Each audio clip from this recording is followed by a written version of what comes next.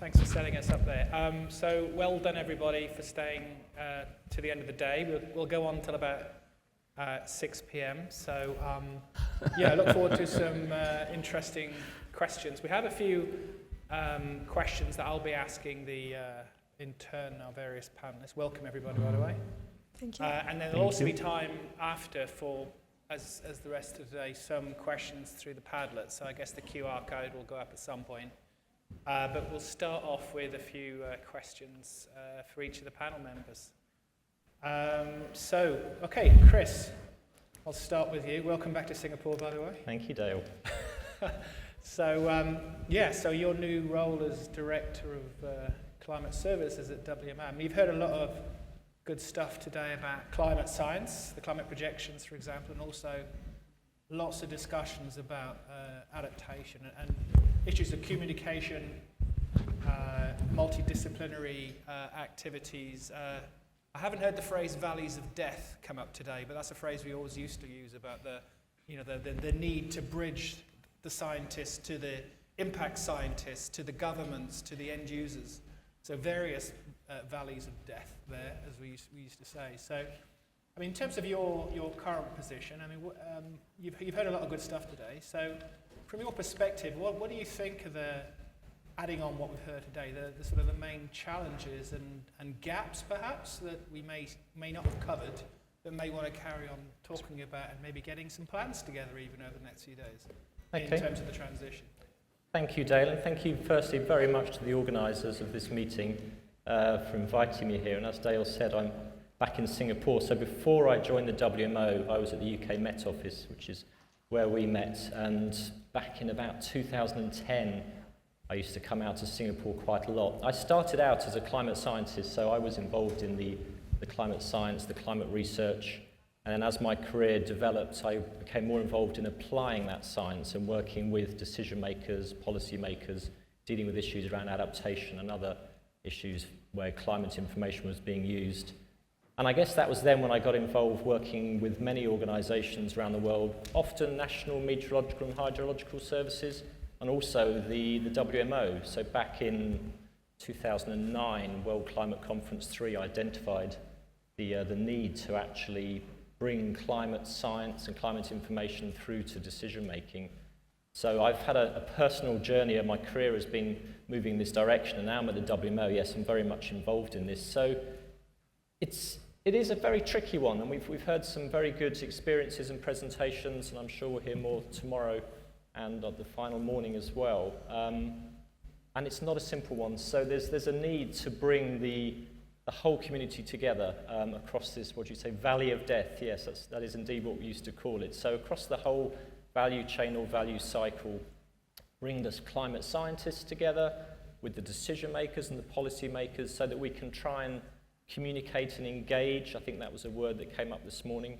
Across this value chain, there are some very difficult topics and issues that do need to be communicated amongst the different groups. So we just heard about sea level rise, for example, and there's a lot of uncertainty in how much the sea levels will rise into the future. And so we need, as the scientists, we need to be honest about that, we need to communicate that uncertainty, but we need to think about how we're developing this science and how we're communicating it. And then from the decision maker's side, it's important to engage to try and understand what that uncertainty is. So in terms, I think gap was a word you used. Yeah, I suspect there's always going to be a gap here between what the science can provide and what it is that the decision makers and policy makers need, whether it's on the timing, the magnitude, geographic location. But I think we need to engage. We need to understand across all the different groups about how we can better deal with that. Did that answer that question? Yeah, I'll maybe ask a follow-on question. I mean, so in terms of, obviously there's a lot of great science out there. There's a lot of engagement. There's certainly progress over the past 5-10 years in terms of appreciation of the challenge and acceptance of the challenge, and moving on to adaptation. But what from a WMO perspective, what would you really like to see from the people in the room, and how would you? What could they expect from you in your role? Okay. So I think engagement is probably the one topic. And so, as I mentioned, World Climate Conference 3, so this was a recognition about the role and importance of climate services and that the world needed to do more. And so a global framework for climate services was established, which the WMO Secretary General mentioned this morning. So that's a global framework, but things that often will happen at the national scale or the local scale, and yes, things do happen regionally, and some things do happen globally. So one of the presentations earlier, we heard about UNFCCC, for example. So things happen globally, regionally, but at the national scale, I think there's an awful lot that we can do. So with the WMO, we have 193 members all around the world, representing most of the nations in the world. And so we're very keen to engage with our members. Often the National Meteorological and Hydrological Services, but there are many other actors and stakeholders in this landscape. So we see the Met services as being an essential part, but the engagement across the different communities. So we just heard about PUB, that was excellent. So when I used to came here 14 years ago, I had the opportunity to engage with many of the Singapore government departments. And so I think we need to bring these communities together. So in the WMO, we're very keen to support coordination, support these activities, share experiences and good practice. And so we talk about national frameworks for climate services to bring it back to something very specific.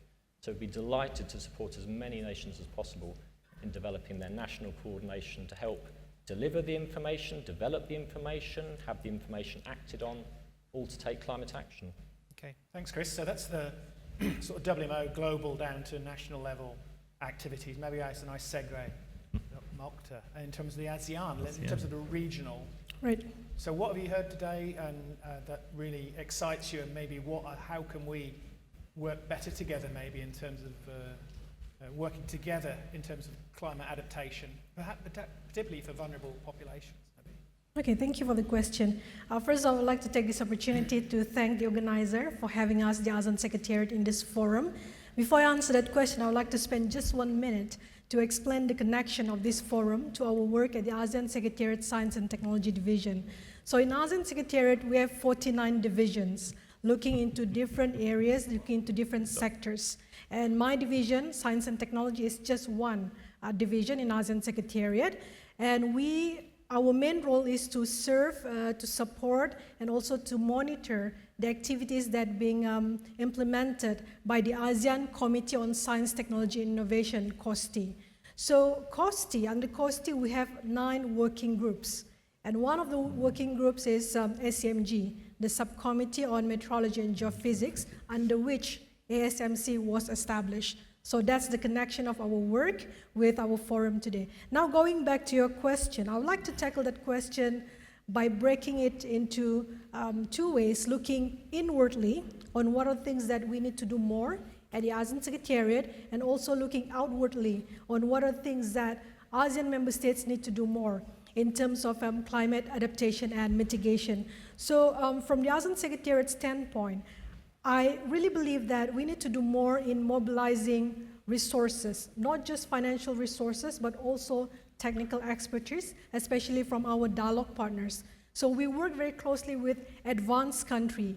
These countries, they are obliged to help us, to provide us with technical and financial assistance to come out with all various strategies, implementation of adaptation and mitigation measures. And most of these partners, they've included climate change as one of the things in their PAC, priority areas of cooperation. So we need to mobilize all these resources together in terms of coming out with good programs and initiatives. Another thing that I think ASEAN Secretariat should do more is to really work more aggressively with the international organization. In this forum today, we've listened amazing tools, simulation tools, and also prediction models by UN Habitat, by Cordex, CCRS, and many more. So I think we need to engage more with our international partners through SCMG. That's what we need to do more from the ASEAN Secretariat perspective. For the ASEAN member states, I think what ASEAN member states need to do more is really to invest in the climate resilient infrastructure, because not all ASEAN member states are really doing this already. And another thing that they need to do more is to improve ASEAN early warning system by improving the early warning system at the national level first. Yeah?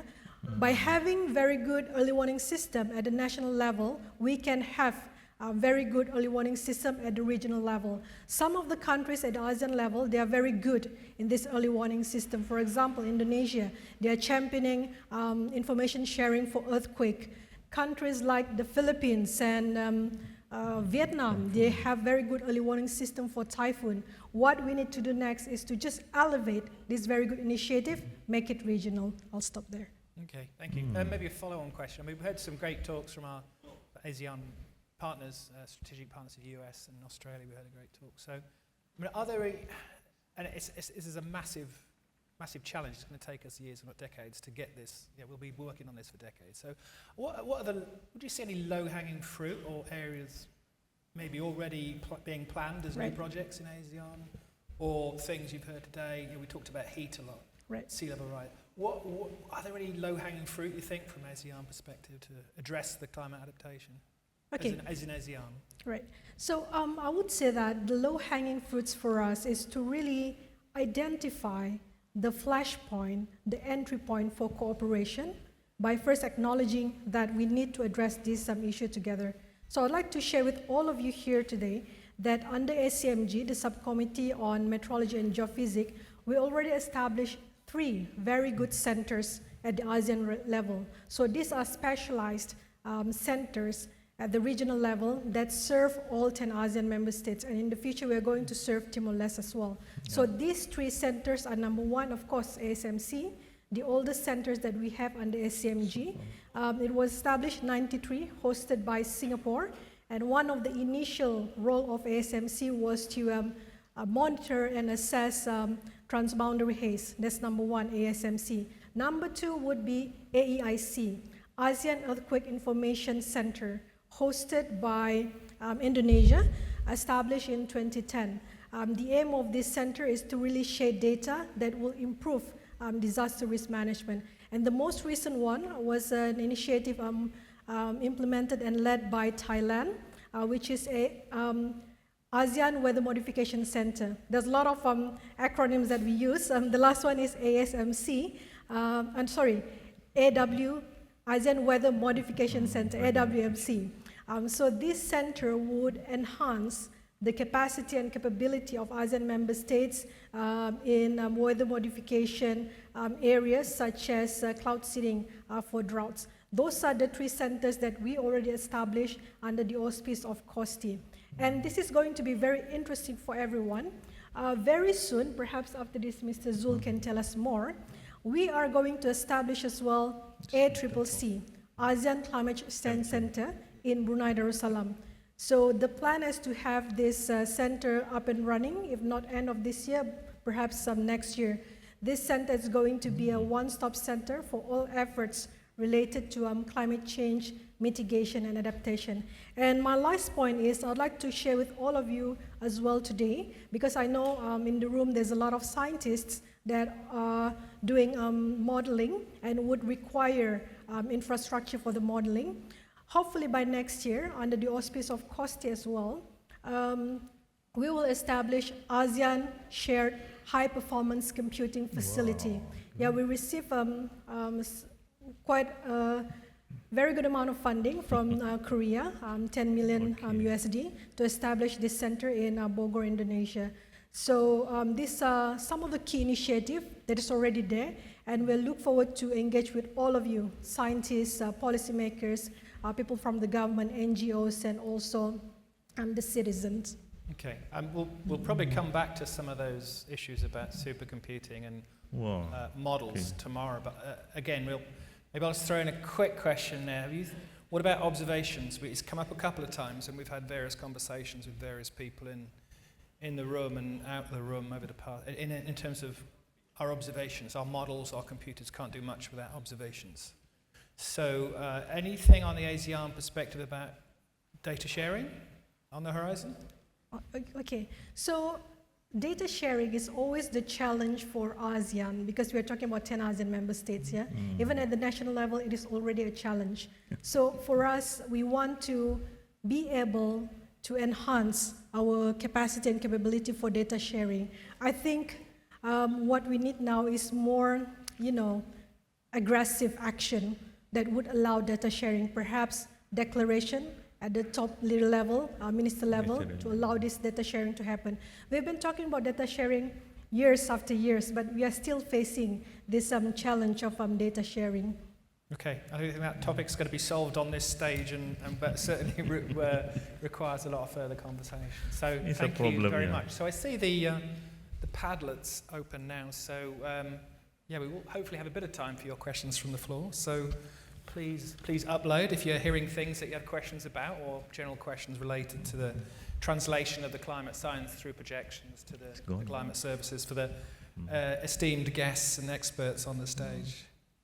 So, Dr. Anip, from Malaysia. So, we talked a lot about infrastructure changes. Great talk from Hazel there, and some of the plans for infrastructure to deal with sea level rise. How about Malaysia? What have you implemented? What are your plans for sea level rise? Or it doesn't have to be sea level rise. It could be extreme temperatures, etc. Thanks for the question. So actually, before I answer your question, let me, share some fun fact about what is happening in Malaysia right now. So just now we have heard a lot about the projection, but now I'm going to share something what we have observed so far in Malaysia as compared to the global scenario. So at the moment, the temperature, the mean temperature has been for the past 50 years. This is based on the observation for the past 50 years. Since Malaysia is divided into Peninsula and Borneo, and due to very difference in terms of the trend between these two regions, so I will divide my analysis based on these two regions for temperature. So for the Borneo part, it's about 0.15 degrees Celsius in Borneo as compared to global 0.13 degrees Celsius for decades. I'm talking about decades here, 10 years. So as for the Peninsula Malaysia, it's far higher. It's 0.24 degrees Celsius per decades. So why is so different between these two, Borneo and Peninsula? As we are, I don't know, maybe all of you has been to Malaysia. You know that Borneo is mostly full of forests, and this Peninsula full of development. I think that's the main reason why the difference is very obvious there. So another, just now, Singapore mentioned about their heat wave definition, 35 degrees Celsius for continuous 3 days. But in Malaysia, we set our heat wave 37 degrees Celsius, 37. So we have a discussion with all sectors, health, agriculture, and education. So we come up with a consensus that the best definition for the heat wave for our country is 37 degrees Celsius. More than that, considered as heat wave. Continuous day, we declare is a heat wave condition. So that is for Malaysia. So when we talk about, another thing about the rainfall. The rainfall is more or less the same in terms of 50 years projection, 50 years trend over Peninsula and also over the Borneo. Is not much different. It's about 15 mm per decades. 15 millimeters per decade, as compared to global, less than 10 millimeter per decades. So, meaning here that over Malaysia, temperature is higher in terms of current trend. Rainfall is higher from the global. So, but the thing that is lower than the global over Malaysia, I'm also surprised of this result, is the sea level rise. We have, based on the 40 years observation data from this Department of Survey and Mapping of Malaysia, so the sea level rise, the trend is about 3 millimeter per year over Malaysia on average. But for the global, is slightly higher, 3.6 millimeter per year. So I'm not sure why it's happened. Maybe somebody can enlighten me on this. So, other what changes is in terms of, like mentioned by earlier presenter, the extreme thunderstorm event is increasing. That is also happening in Malaysia. Heavy rainfall event is increasing in Malaysia. But another thing I don't think any of the presenters have touched yet is on the wind flow. Wind flow during the winter monsoon season. it seems that over the Malaysia, we do the analysis of 50 years of data. It seems that there is a shift in terms of wind direction from northeast now slightly toward the east or southeast of the region. So this is something that we need to study further. So to answer your question, you asked me about this, what you call it, the structural. Any changes or plans? Yeah, okay. On the structural, I think I'm not the right person to answer the structural adaptation when it comes to Malaysia for the whole, because I'm the meteorologist. My focus will be just on the Met Malaysia, on meteorology, Malaysian Meteorological Department. So far on our infrastructure part, in terms of our meteorological stations, we have, in terms of to adapt with the climate change, what we have done so far is that the inappropriate location, then we have to shift definitely. So with the current weather station, when we establish a current weather station, we put what we call it, we try to make it the base higher. Now what we have planned is that we make 1 meter higher than the surface. So this will, I think we avoid any submerge of the station when it comes to flooding. So other than that, we also have shifted some of our stations, some of our office, because due to flooding recently, we have multiple cases. One of the meteorological office being flooded. So we plan in terms of how we plan to shift the office to other location. So our headquarters as well in Kuala Lumpur, we also plan it to shift to some other places actually, not because of the climate change, but due to the development. There is different cases. So okay. Just in terms of the climate adaptation aspect, Okay. I mean, Met Malaysia works with WMO, with ASEAN. Is there anything specifically a concern or a sector, heat or sea level, that you're aware? I appreciate you're the meteorologist, but what are the major concerns for Malaysia for climate adaptation? I think with the 3 millimeter per year of the sea level rise, what we have observed so far, I think there is not, as mentioned by few speakers, it is far below than the projection. So I think so far we don't see that it's going to affect us that much so far. But I think for me to answer that in detail, I don't have that data so far. So I need to search for more information from other departments, not from Met department perspective. We can discuss further. Yeah, thank you. So, okay, thank you. So, Mr. Murray, so actually I'm first interested to the Brunei Climate Change Centre office. We've heard about it. Could you just say a little about what it is? And we had a little, just to expand a bit on what you're trying to achieve with the new centre. I think it's just recently formed, or for the ASEAN Centre. The Brunei Climate Change Office. So you were asking on the Brunei Climate Change Office, or? Yeah, it was mentioned earlier, the Brunei Climate Change. The proposal for, yeah. So before that, I think I would like to take the opportunity to thank all of the organizers for inviting us here to speak. So I think for ASEAN Center for Climate Change, as a background story, SCCC was announced as part of Brunei Darussalam's 2021 ASEAN Chairmanship. So it is positioned to be a key facilitator of regional cooperation and coordination on climate change initiatives among ASEAN member states, AMS. So SCCC's role within the regional architecture is to serve as a regional knowledge and a research hub, bringing together scientific data, research, and expertise across the region.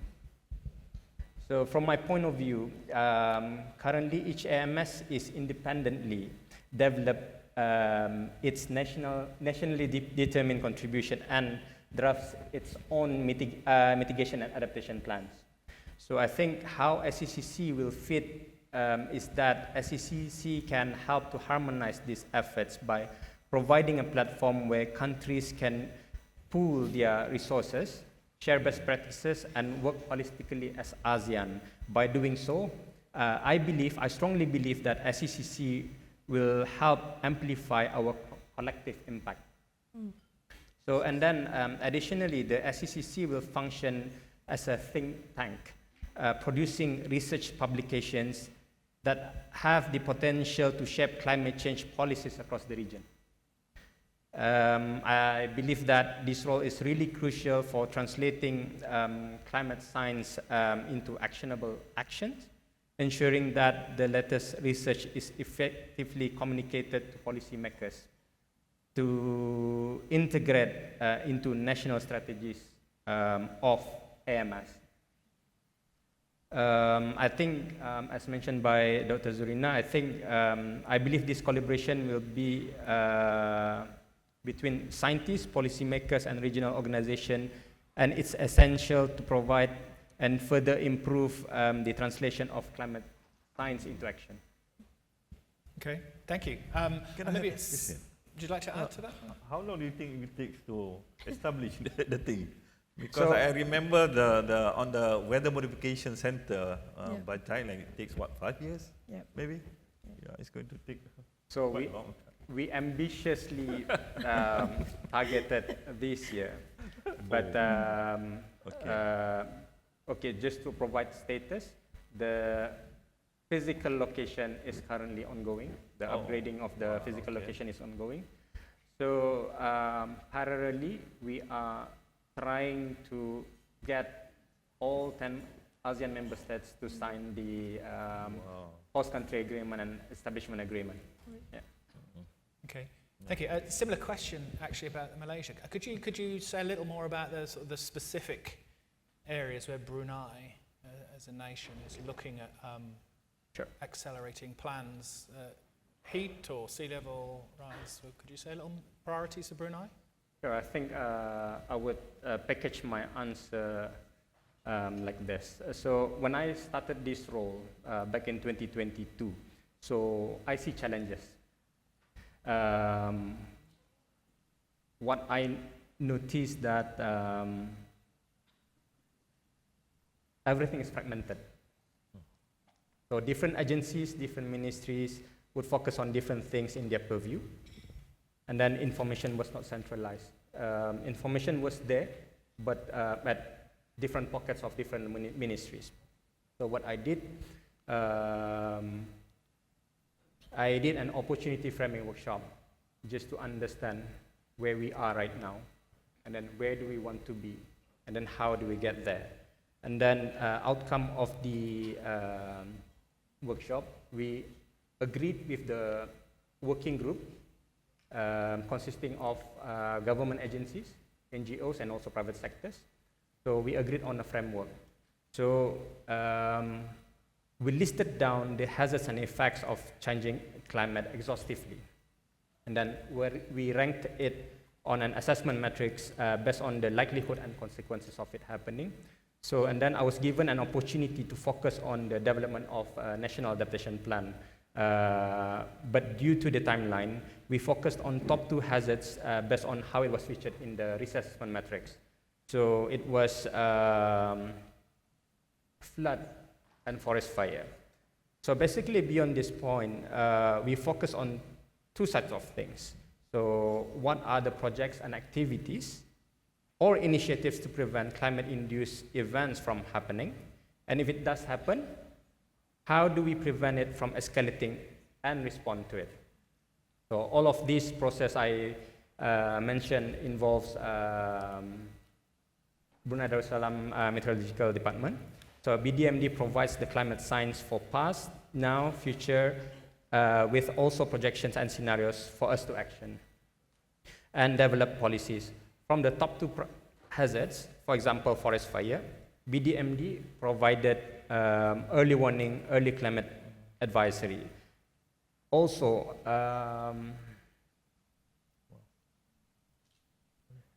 moving forward, because looking at the quantum of work in the assessment matrix, assessing what do we need to do for each hazard.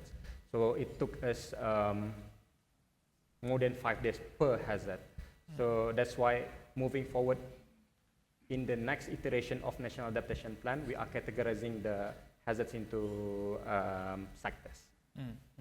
Yeah, I wonder, Brunei, maybe I'm thinking rightly or wrongly, has maybe some similar challenges to Singapore, for example. You know, food security is very much dependent on the water resources. Are these or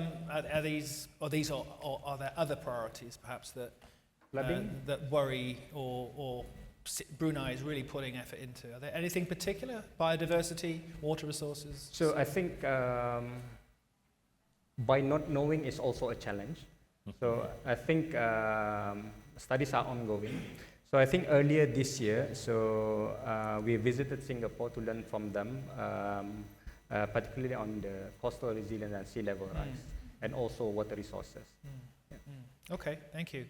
Thank you. That's our sort of prep questions. Can I add? Sure. I would also like to thank CCRS Singapore for providing Brunei with the high resolution data that was used in V3 to further enhance BDMD's climate services in support of climate adaptation decisions and strategies. Okay, thank you very much for that. Okay, so we might have some questions from the floor. While we're waiting, can I just get one in? It's been nagging me all day.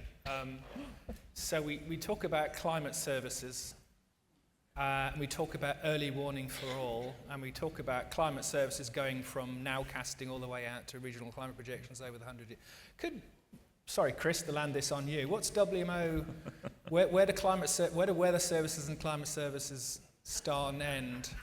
And what does early mean? Is it early as in you need to know what's happening next 30 minutes? Or is it for the 100 years? Or how would you define early? So 2 questions there. Yeah, stop asking questions. Stop. Try those 2.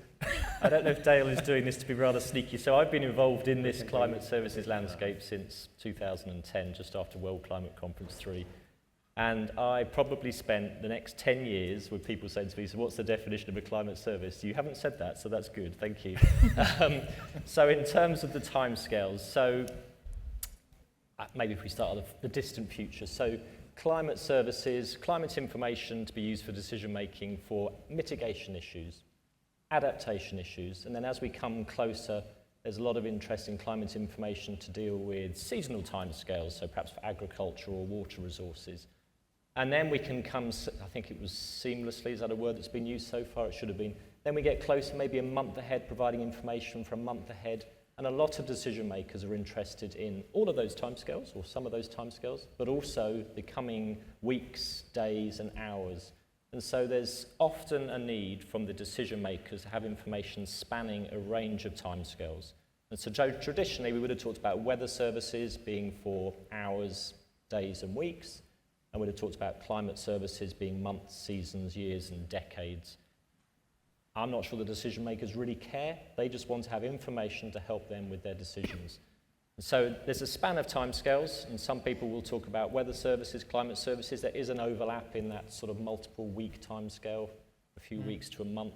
And in terms of early warnings, well, that's early is I guess a relative term, isn't it, as to how early you want the warning for. So for something like sea level rise or city planning, we heard that decisions need to be made with information looking out decades, perhaps even centuries into the future, some of these large infrastructure projects. So an early warning of sea level that could reach 5 meters or whatever is essential for people planning those decisions. And it was an excellent example from PUB about the adaptive planning and these flexible pathways. And so you don't have to necessarily make a decision today which will set you in stone for 100 or so years, but you do want some early warning in that long time scale of what could happen to something like sea level rise. So that's an extreme. But then if we come to the other extreme, sort of hours and days, early warnings of some impending weather event, so a cyclone, for example. And in terms of linking these timescales together, we know that a lot of these weather events are changing under a changing climate. These extreme events are changing. So having information that spans across the timescales is of use to some decision makers and policy makers. And maybe as scientists, we're finding it a bit confusing to try and link across these timescales. But I think that's the way we need to think under a changing climate. Sure.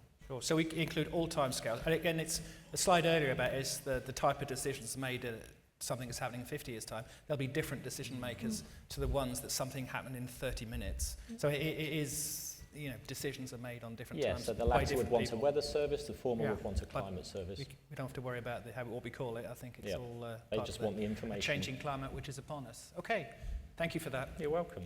Great answer. Right, so we've got 5 minutes left.